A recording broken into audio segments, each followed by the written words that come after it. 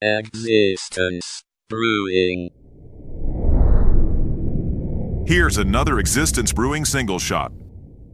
Text messaging has been around in ubiquity in the Western world, at least, for about how long now? 10 years, you'd say we've been really sending text? Is that when we... At least. Because I remember having a BlackBerry-style phone with a QWERTY keyboard back in the mid-2010s that I really liked. And I know former President Obama really loved his BlackBerry. So it seems to me like that QWERTY keyboard, when it came out, it was big. That was, I don't know too many technical terms when it comes to, technology, but that one I remember. In case you don't know, the QWERTY keyboard was the old way we used to do it, where the keyboard was an actual keyboard that you typed on, a little one like a calculator that was on the phone. Now that's all digital. Now it's all, it's a touch screen thing. So we've been doing this for better part of 10, 15 years, all the time since it's become like a big thing.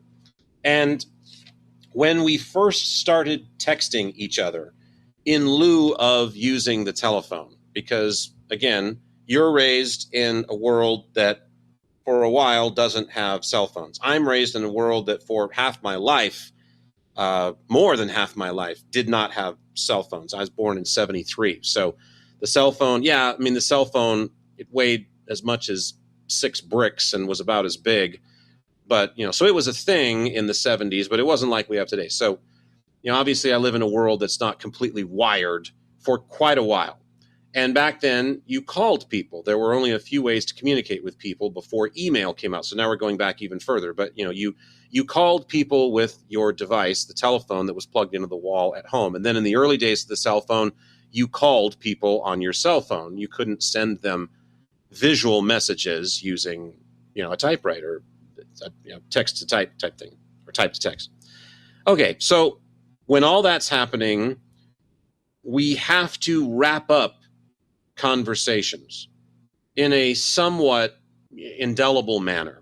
Conversations are finished officially by, well, gosh, Glenda, it's been great hearing from you, but I can hear Lenny in the backyard. It sounds like he may have fallen and broken his ass again, and so I better get out there. The cat's puking up a hairball. There's some kind of a I gotta go. Yeah. Yeah, or I gotta head to work early. I'd love to talk to you longer, but there's at some point that you pull into the station. Okay, so the conversation begins, you pull out of the one station, the conversation ends, you pull into another. And then text messaging, I feel like, in its infancy, and then for some of its maturation process, if you want to call it that, for some of its formative stages, also tended to feature closure. There was some kind of a, okay, bye, or all right, got it, or, that sort of thing. And you would send an actual message to the other party. Even though it seemed that there was nothing left to say, you sent a message to verify that I'm salutating the conversation. I'm punctuating this little exchange. Yeah. No matter how long it has been, 4 texts, 10 texts, whatever, I'm kind of putting the end mark on it that we can both be okay with. And if you need the last word, you can say, all right, or send me a little thumbs up emoji or whatever. Now, however, the world has given rise to this. And not only do you do it, but so does the guy that likes baseball in my newsroom that I referenced earlier. And I've had the same conversation with him about it as well. Now you take the time to sit down and craft a text, and maybe you haven't really thought it out a lot, but maybe you have. Maybe it's a very eloquent text and it has a lot of good language and you really feel like, oh, this is a good text. And, Maddie and I share this in common. We're both big-time communicators, so we really usually, unless we're under duress, think strongly about the language. Writing a text is like writing a novel. You want to make sure that you use all the right words. The words are spelled correctly. Everything's punctuated. It's very important. Oh, no. So to go through this process to convey a message, no matter how unimportant or smashingly irrelevant it might be to anything in the world, and have someone just like it back is a real tragedy for this side of the equation. Oh, I do that. I am absolutely fed up with people just liking. could anything else basically make you feel like a fly Oh, that someone's just no. flicking off their shoulder, like, bing, go away. I don't want to fucking talk to you right now. Just like, nothing could say fuck off more than, yeah, I like that. Okay, now just go away. You bother me. I don't want to hear from you anymore. It's just like, come on, I sent you a text. You've got to respond. You actually have to take a moment and say something. So you don't have to change it. It's all right. But it's just, it became a quick pet peeve of mine only because of the type of person that I am. So it made me realize just how seriously, I guess, I take texting. But that's not surprising because I have Saturn and Gemini. And so that's communication planet. I think you raise an interesting point because with Saturn there, you'd have. Yeah, anyway, I think your point is interesting because really what it does, though, is texting can mean different things for different people. And I think that, like, there is definitely a group of people who text rapidly to the point where they are sending texts so, like, one-word answers that they're not even really communicating anything.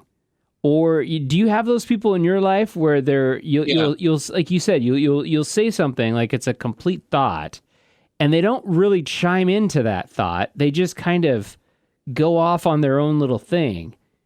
Everything is shorthand. Everything is very cursory and truncated, and it's all kind of its own language without spelling anything out. And yeah, I know those people, and I have them in my realm as well. But my poor dad, I had to show him how to do voice to text because it was taking him a good 5 minutes just to type a text message. And I said, Dad, you can really speed up this process and actually have it be a little more like how you speak if you just press this microphone button. And he has this group of people who like to text together, and then most of them are older people, but they'll like share these things.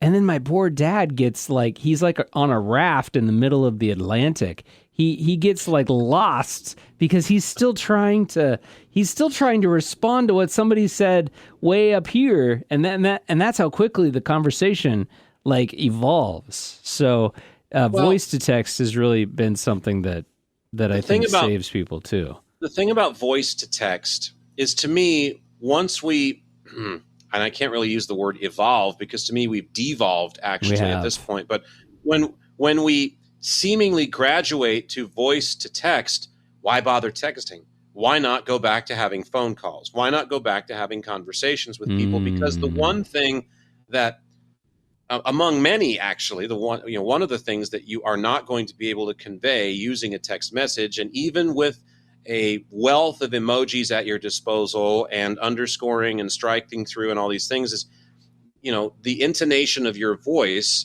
is not going to be able to relay how you feel about something. And we may not be having conversations that really need to relay how we're feeling at the moment, but still, I guarantee you're going to get a lot more out of a person if you have the same conversation with them using words that are audible from each other than you are if you write it down in a text message. I'm not saying that the written word can't be powerful, but in many cases, that's a literary sense. You're going to express something in a letter that you send to somebody, or you're going to express something in, obviously like a book or a novel.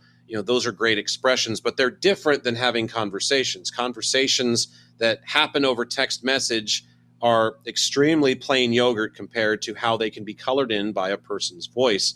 And so I really miss the days of talking on the phone because I always felt that there was a real art to talking on the phone and to talking at all for that matter. And not surprisingly, I had a number of friends, number of ex-girlfriends, especially from way back in the day in high school and things like that, that would say, you're a real good talker. You're a real good phone talker. It's great to have phone conversations because I'm a good conversationalist in general because I usually can come up with something to say or a lot to say about a lot of things, even if I'm not particularly knowledgeable or interested about them. I'll talk to you about them because I'm a chatterbox. So, and Maddie's the same way. So we're cut from the same jib as far as that's concerned.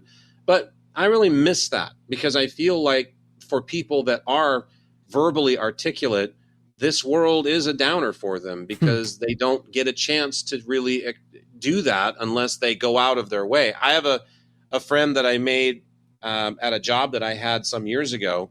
She and I used to have the longest phone conversations, and it was great. She loved it. And she's just a friend. There was never any, thing between us or whatever. So it wasn't talking about anything that was between us romantically, because there never was.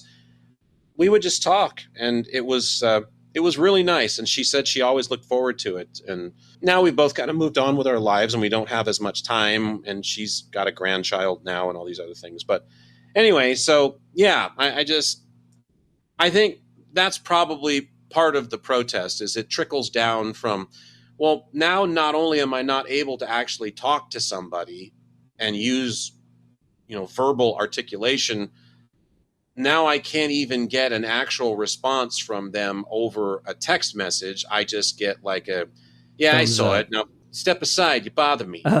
It's been duly noted. And send and sip.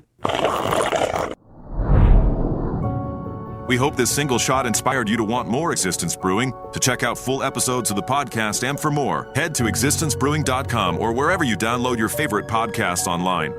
Existence Brewing.